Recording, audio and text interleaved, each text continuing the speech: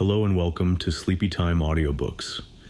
This is my reading of Frankenstein by Mary Shelley. I have designed my audiobooks to help with the tinnitus, insomnia, and anxiety I experience from hearing loss and migraines. If you have a request for a book or specific sound fields, please comment below. I will put links below if you would like to support the channel. Thank you for listening. You will rejoice to hear that no disaster has accompanied the commencement of an enterprise which you have regarded with such evil forebodings. I arrived here yesterday, and my first task is to assure my dear sister of my welfare and increasing confidence in the success of my undertaking. I am already far north of London, and as I walk in the streets of Petersburg, I feel a cold northern breeze play upon my cheeks, which braces my nerves and fills me with delight. Do you understand this feeling? This breeze, which has traveled from the regions towards which I am advancing, gives me a foretaste of those icy climes. Inspirited by this wind of promise, my daydreams become more fervent and vivid. I try in vain to be persuaded that the pole is the seat of frost and desolation. It ever presents itself to my imagination as the region of beauty and delight.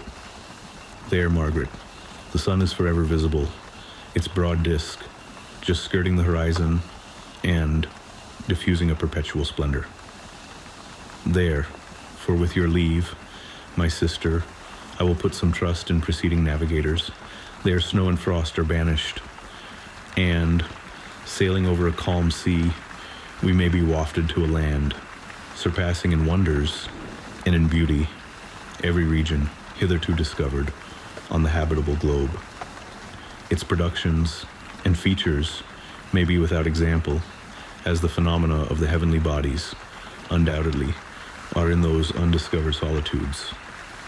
What may not be expected in a country of eternal light, I may there discover the wondrous power which attracts the needle and may regulate 1,000 celestial observations that require only this voyage to render their seeming eccentricities consistent forever.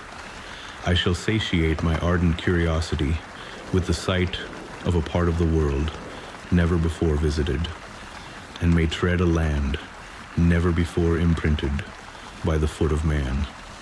These are my enticements, and they are sufficient to conquer all fear of danger or death, and to induce me to commence this laborious voyage with the joy a child feels when he embarks in a little boat with his holiday mates on an expedition of discovery up his native river. But supposing all these conjectures to be false, you cannot contest the inestimable benefit which I shall confer on all mankind to the last generation by discovering a passage near the pole to those countries to reach which at present so many months are requisite, or by ascertaining the secret of the magnet which, if at all possible, can only be effected by an undertaking such as mine. These reflections have dispelled the agitation with which I began my letter, and I feel my heart glow with an enthusiasm which elevates me to heaven, for nothing contributes so much to tranquilize the mind as a steady purpose, a point on which the soul may fix its intellectual eye.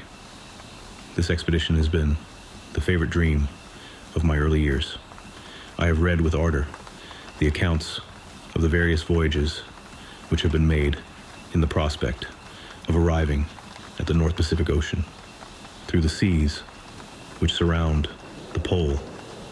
You may remember that a history of all the voyages made for purposes of discovery composed the whole of our good Uncle Thomas's library. My education was neglected, yet I was passionately fond of reading. These volumes were my study day and night, and my familiarity with them increased that regret which I had felt as a child on learning that my father's dying injunction had forbidden my uncle to allow me to embark in a seafaring life. These visions faded when I perused, for the first time, those poets whose effusions entranced my soul and lifted it to heaven. I also became a poet, and for 1 year lived in a paradise of my own creation. I imagined that I also might obtain a niche in the temple where the names of Homer and Shakespeare are consecrated. You are well acquainted with my failure and how heavily I bore the disappointment.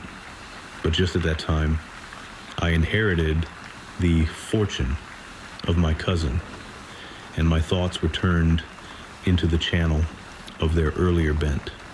6 years have passed since I resolved on my present undertaking.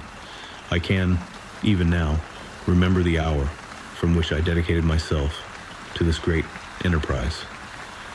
I commenced by inuring my body to hardship. I accompanied the whale fishers on several expeditions to the North Sea. I voluntarily endured cold, famine, thirst, and want of sleep. I often worked harder than the common sailors during the day and devoted my nights to the study of mathematics, the theory of medicine, and those branches of physical science from which a naval adventurer might derive the greatest practical advantage. Twice, I actually hired myself as an undermate in a Greenland whaler and acquitted myself to admiration. I must own, I felt a little proud when my captain offered me the second dignity in the vessel and entreated me to remain with the greatest earnestness. So valuable did he consider my services. And now, dear Margaret, do I not deserve to accomplish some great purpose? My life might have been passed in ease and luxury, but I preferred glory to every enticement that wealth placed in my path. Oh, that some encouraging voice would answer in the affirmative. My courage and my resolution is firm, but my hopes fluctuate, and my spirits are often depressed. I'm about to proceed on a long and difficult voyage, the emergencies of which will demand all my fortitude. I'm required not only to raise the spirits of others, but sometimes to sustain my own when theirs are failing. This is the most favorable period for traveling in Russia. They fly quickly over the snow in their sledges. The motion is pleasant, and in my opinion, far more agreeable than that of an English stagecoach. The cold is not excessive if you are wrapped in furs, a dress which I have already adopted, for there is a great difference between walking the deck and remaining seated motionless for hours, when no exercise prevents the blood from actually freezing in your veins. I have no ambition to lose my life on the post road between St. Petersburg and Archangel. I shall depart for the latter town in a fortnight or 3 weeks, and my intention is to hire a ship there, which can easily be done by paying the insurance for the owner, and to engage as many sailors as I think necessary among those who are accustomed to the whale fishing. I do not intend to sail until the month of June. And when shall I return? Ah, dear sister, how can I answer this question? If I succeed, many, many months, perhaps years, will pass before you and I may meet. If I fail, you will see me again soon, or never. Farewell, my dear, excellent Margaret.